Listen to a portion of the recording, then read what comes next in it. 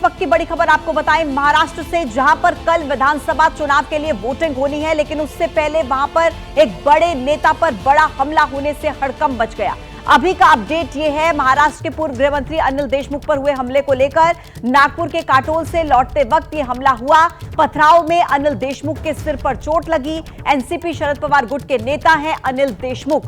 और देखिए, जो तस्वीरें सामने आई, जो वीडियो सामने आया, उसको देखकर यह साफ समझा जा सकता है कि उन्हें काफी ज्यादा चोट लगी है। उनके सिर से खून बह रहा था।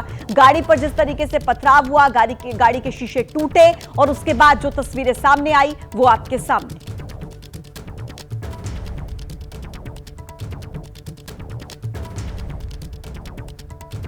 तो देखिए, कल होनी है महाराष्ट्र में वोटिंग, लेकिन उससे पहले यह बड़ा हमला जिस तरीके से हुआ है नागपुर के काटोल से लौटते समय, ये देखिए हमला हुआ। प्रचार से वो वापस लौट रहे थे और उसी समय किस तरीके से उनकी गाड़ी पर पथराव किया जाता है, उनकी गाड़ी के शीशे टूट जाते हैं।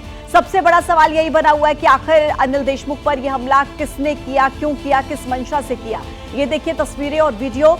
सिर पर काफी ज्यादा चोट लगी, उनके सिर से खून बह रहा था। तुरंत उन्हें अस्पताल में भर्ती कराया गया। हालांकि अभी उनकी हालत स्थिर बनी हुई है, इलाज चल रहा है अनिल देशमुख का। लेकिन ये बहुत बड़ी खबर है और ये जो तस्वीरें सामने आई है बड़ा सवाल खड़ा करती हैं, किस तरीके से अनिल देशमुख पर आखिर ये हमला किसने किया है। बड़े नेता हैं और जिस तरीके से उन पर यह हमला हुआ, अपने आप में बड़े सवाल खड़े होते हैं, जिसके बाद अब लगातार इस मसले पर खूब राजनीति भी हो रही है।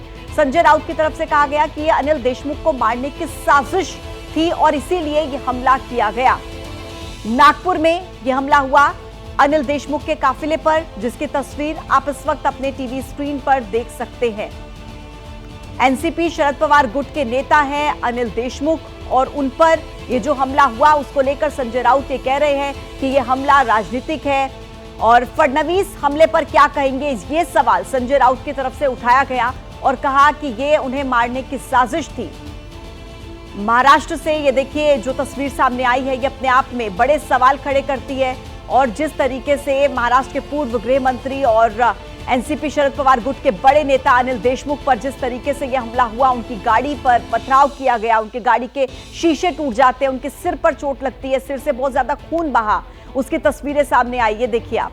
और उसके बाद उन्हें जल्दी से अस्पताल में भर्ती कराया जाता है। फिलहाल उनका अस्पताल में इलाज जारी है। कल वोटिंग और वोटिंग से पहले जिस तरीके की खबरें, तस्वीरें सामने आती है, चुनाव प्रचार का दौर चल रहा था, चुनाव प्रचार के अंतिम दिन जिस तरीके से यह हमला होता है, उसके बाद राजनीति इस मसले पर खूब हो रही है। बड़े बड़े सवाल उठाए जा रहे हैं, आरोप लगाए जा रहे हैं। संजय राउत की तरफ से यह बड़ा आरोप लगाया गया, कहा कि यह राजनीतिक हमला है, अनिल देशमुख को मारने की यह साजिश है। फडणवीस इस पूरे हमले को लेकर क्या कहेंगे, ये सवाल संजय राउत की तरफ से उठाया गया। भारतीय जनता पार्टी बुरी तरीके से हर जगह पे हार रही है, इसीलिए उनके गृह मंत्री को भी यहाँ से मैदान छोड़ के जाना पड़ा।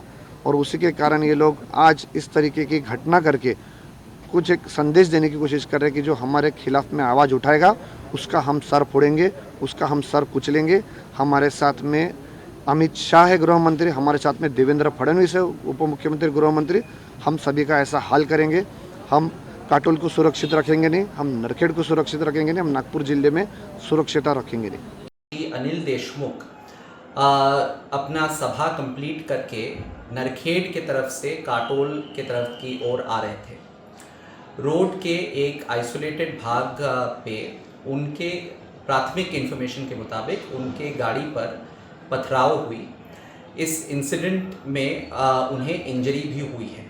ये जो घटना घटी है, इससे बहुत गंभीर रूप से नागपुर ग्रामीण पुलिस ले रही है। मैंने स्पॉट विजिट किया है और इन्वेस्टिगेशन त्वरित चालू कर दी गई है। इस वक्त किसी भी प्रकार का निष्कर्ष पे नहीं पहुंचा गया है। इन्वेस्टिगेशन जारी है और इस घटना की संपूर्ण तथ्य जो है वो बहुत जल्द नागपुर ग्रामीण पुलिस सामने लाने के लिए कटिबद्ध है। तो देखिए, सलील देशमुख अनिल देशमुख के बेटे हैं और चुनावी मैदान में हैं। उन्हीं के लिए प्रचार करने के लिए अनिल देशमुख पहुंचे थे और वापस लौट रहे थे जिस समय उनकी गाड़ी पर हमला हुआ। और हमला इतना खतरनाक था, देखिए किस तरीके से उनकी गाड़ी के शीशे चकनाचूर हो जाते हैं। और अनिल देशमुख गाड़ी के अंदर ही सवार थे, उनके सिर पर चोट लगती है, काफी ज्यादा खून उनका बहा, जिसके बाद उन्हें अस्पताल में भर्ती कराया गया। अभी भी उनका इलाज चल रहा है।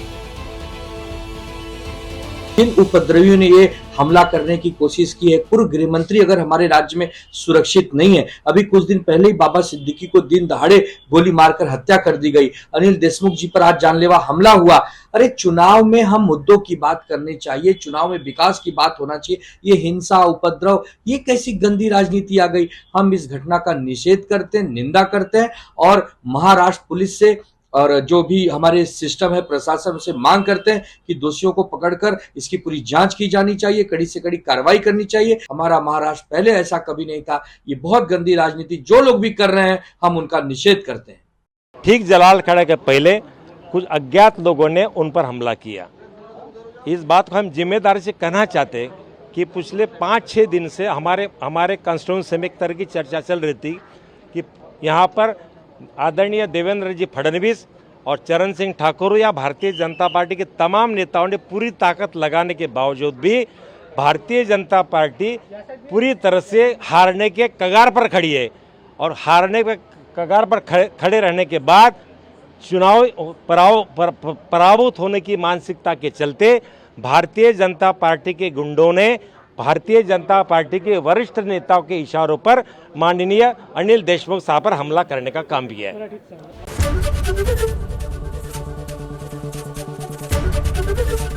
एबीपी गंगा, खबर आपकी, जुबान आपकी।